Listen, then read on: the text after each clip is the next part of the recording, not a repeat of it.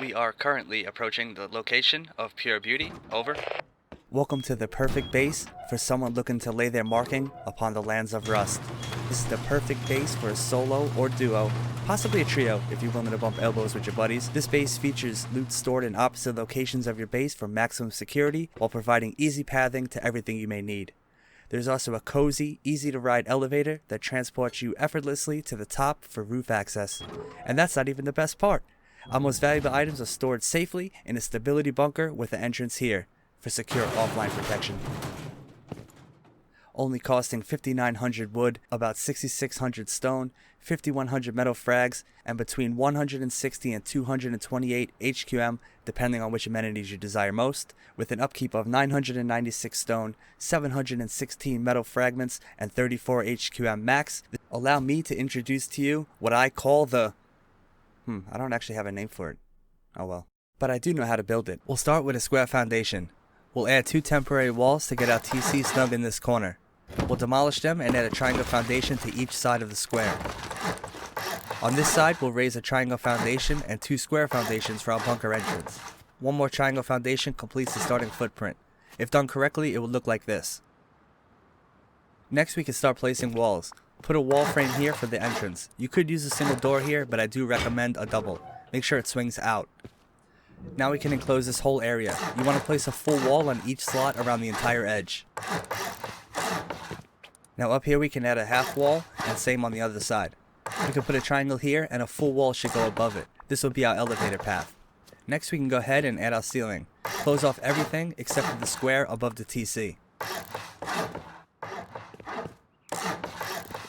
We want to place this final piece slightly lower than the ceiling.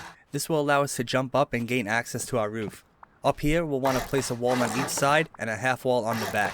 We'll top it off and expand forward 1 triangle. We'll end this at a double door frame, with the door swinging in. 1 more triangle here seals the deal. Get it? Seals? Whatever. Moving on, this is what we have so far, an elegant looking but slightly hollow base. Oh, and this is what it looks like from the outside. Phew! Now on the inside, let's work on the actual bunker. We'll start with a full wall here and a sleeping bag. After you place the bag, make sure you can still place this half wall. On this side, we'll place a half wall with a triangle behind it. This allows us to put a full wall here with a triangle through the room. Remember to break this triangle when you're done. From up here, we could stack 2 half walls like this and break the bottom one. From down here, we'll start to add in some boxes. The first one needs to be as far back and left as possible. Back is more important than left here. Do the same for the second one. Now we can squeeze through onto the top shelf. Our first box up here goes all the way in the back left. If you place it correctly, you will be able to easily get the second box in. Make sure that there is enough room for this small box, and if you can slip out of here without getting stuck, the boxes will all place perfectly. Down here we can fit in a barbecue. If you can't fit it in, try facing the grill part towards the right. We can place another small box underneath it and check if we can still close the bunker. Now we can place our level 1 workbench over in this corner, but do not place a level 2 here. Next we'll grab 6 furnaces and place our first 3 over here. It is much easier to place these when the surroundings are stone. We can run to the other side and grab 3 more furnaces. If you don't need 6 in total, you can skip these 3.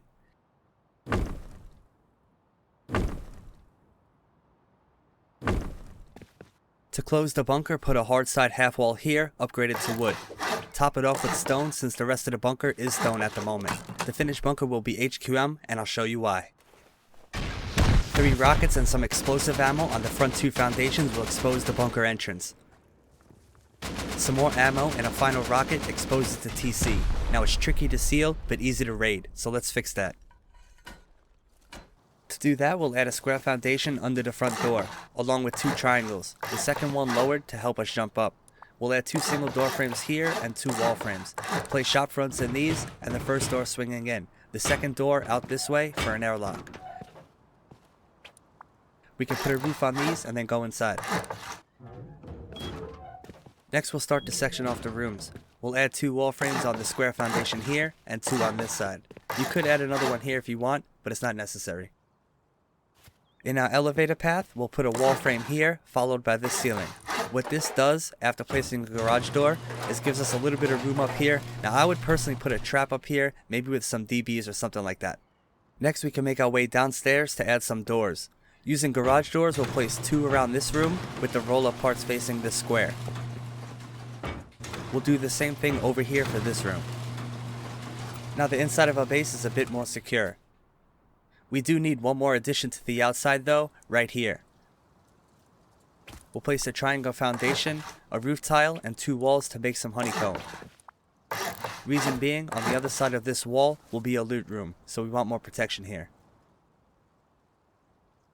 With these upgrades, our raid path has changed. We'll be going through doors now. Use 1 rocket on each door and finish with explosive ammo. Do this for the first 3 doors, giving you access to the bunker entrance. Next 4 rockets into this spot here will give you access to the bunker, the elevator, and the right side room. This is a bit more expensive than before, but everything is still only stone, so let's do some upgrading. Starting at the front here, we can sheet metal this floor, both ceilings, and here. Not completely necessary, but a good peace of mind. Upgrade under the workbench. Now the following 2 upgrade to HQM since this is the bunker entrance. 1 more sheet metal here, and then we can upgrade all of the ceiling tiles to sheet metal too. If you're wondering why there are some stone walls but all sheet metal roof, it's so raiders can't splash all of the roof tiles for the cost of a single stone wall. If we come back in here, we can upgrade the walls next to the workbench. Now we can begin to upgrade all of the bunker room to HQM. Although this can be a bit tricky, you should be able to reach all of the pieces inside here. If you have any questions about this specific bunker or bunkers in general, don't hesitate to ask me in the comment section below. I will upgrade this wall in the future, but not until we put our boxes in. We can finish this section by upgrading the wall frames. This is to make placing our deployables much easier. This wall frame here can stay stone for now. We will revisit this front area after we finish our loot rooms and other deployables. For our loot rooms, we'll need to add a triangle on each side and upgrade them to stone, just for some extra space. We can get rid of the tier 1 now and place a level 2 on this side. You can place a small box underneath the workbench, and then we can jump up here and place a large box. You can grab a small box then, and there should be plenty of room to fit it up here. On this side, once you progress to a level 3 workbench, you can place it in this corner. And of course, we will use the rotate trick to get 2 small boxes underneath it. It's all about efficiency.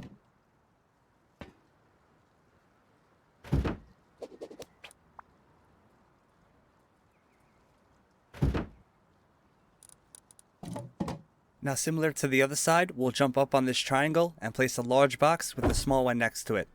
Unfortunately, they do stick through the garage door on both sides, but I don't think there's any way to avoid that.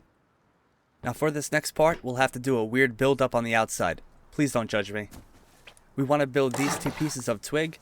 Now I was unable to get the 3rd one with the door open, but closing the door allows this to be built. We can break the first 2 and make our way inside.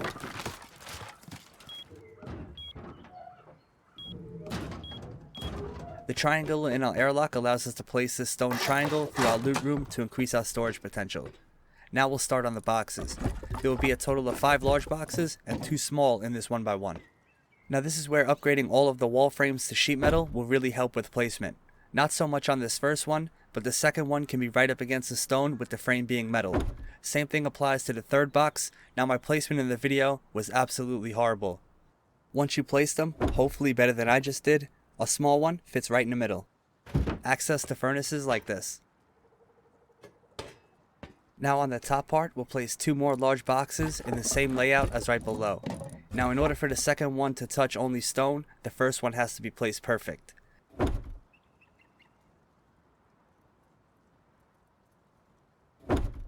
There should be more than enough room for a small box up here as well. Now that loot room is finished, and on the other side of the base here, we can add in a large box. There are a few more things that you should add to the inside. First, we can fit a small box into this corner and still be able to fit 2 sleeping bags on the floor next to it. The next space to fill is this elevator part. You could put a research table here, but I feel that a repair bench is a better choice. You can also add 2 boxes under it. Up here, although it is not very secure, I like the idea of maybe putting a couple of large boxes up here, maybe with a trap in between them, or a trap placed like this to defend your heli outside the door. If we come down here, one really good place for a trap would be right here. You can add this as early as you get it. It will protect you from people trying to go deep from your roof. We only have a few more upgrades from here, and they are all security based. The first will be this double door. We'll break it, upgrade the frame to sheet metal, and put up an armored door. If this is unavailable to you, you can use a garage door until you get one. Next, we'll use single armored doors on the front. If you don't have two, prioritize this one first, and then do the very front. Also, upgrade this wall to sheet metal. Now on the inside. I really like to upgrade these to sheet metal. You could upgrade this back wall if you like, it's pretty much all preference at this point. If I was building this, I would most likely also put a sheet metal wall frame here for a garage door. This is because not everyone raids through a base perfectly, so no reason to give them space for free.